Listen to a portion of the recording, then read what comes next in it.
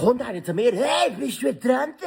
Hat mich gestern einer direkt gefragt. Und da hat mir so den Vibe gegeben, dass ich einfach so gedacht habe, das mal sage ich jetzt einfach mal ja. Der so, was bist du mal gesehen?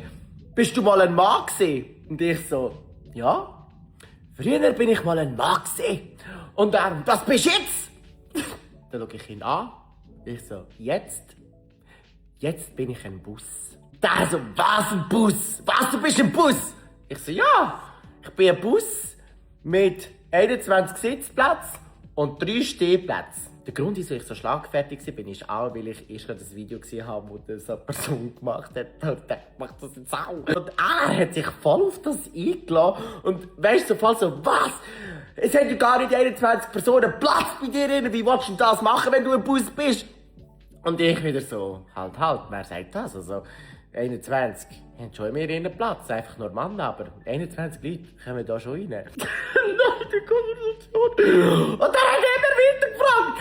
Er so, und wie willst du das machen? Wie willst du 21 reinbringen? Ich so einfach so ruhig bleiben. Ich so, manchmal musst du Fantasie haben. Die passen schon rein. Nacheinander, miteinander, keine Ahnung. Das geht irgendwie schon. Spätestens da habe ich dann gemerkt, was das für eine eingeschränkte Person ist im Kopf oben. Weil man kann es ja auf einer zweideutigen Basis komplett anders verstehen. Und ich habe den ja komplett verarscht. Ich war auch recht überzeugt. Ich habe den Bus ausgelebt. Auf jeden Fall, der hat Sachen gefragt.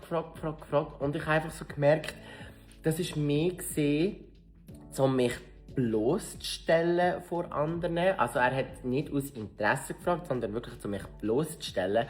Und ich meine, ihr wisst ja, ich bin komplett offen mit allem. Wir dürfen alles fragen. Ich rede ja auch über alles. Aber manchmal kommen da auch Leute mit Fragen, die nicht gut gemeint sind. Und das war jetzt wirklich so einer gewesen, weißt, wenn du so von allen kommst, bist du dran?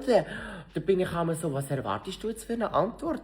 Dumme Frage, dumme Antwort. Und nein, eigentlich ist es nicht eine dumme Frage, aber die Art und Weise, wie er sie gestellt hat, war dumm und auch respektlos. Und darum habe ich gefunden, heute bin ich ein Bus. Ich habe extra die Antwort gegeben, weil dann hätte er weiter nachfragen. Und dann irgendwann habe ich dann einfach so gesagt, merkst du das selber eigentlich nicht? Und das war dann der Turn, wo es gewechselt hat, wo ich ihn dann bloßgestellt habe.